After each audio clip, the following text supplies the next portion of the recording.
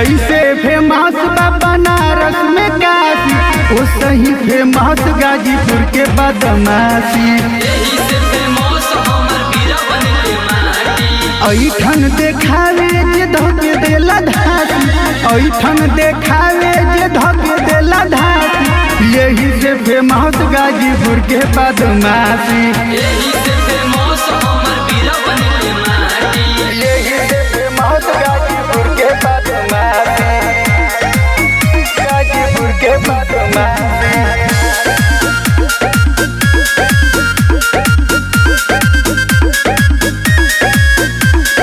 बीरवन के धरती कहला परदेश में, कहला परदेश में, कहला परदेश में। चर्चा बाए कर बाबू देश आ विदेश में, देश आ विदेश में, हो देश आ विदेश में, देश आ विदेश में। बीरवन के धरती कहला परदेश में, चर्चा बाए कर बाबू देश आ विदेश में। नाम सुन सुन थर थर कांपे कराची, नाम सुन सुन थर थर कांपे कराची, यही से फेमस गाजीपुर के बदमाशी।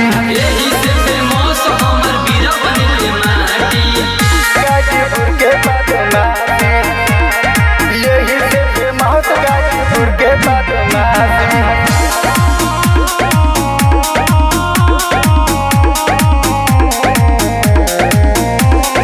गाजीपुर में बात बोलल जाला हो प्यार के, बोलल जाला प्यार के, हो बोलल जाला प्यार के।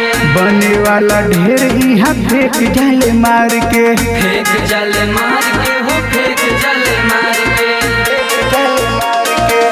ऋषभ सूरज बात बोले बड़ी प्यार के, बने वाला ढेर फेंक जाला मार के।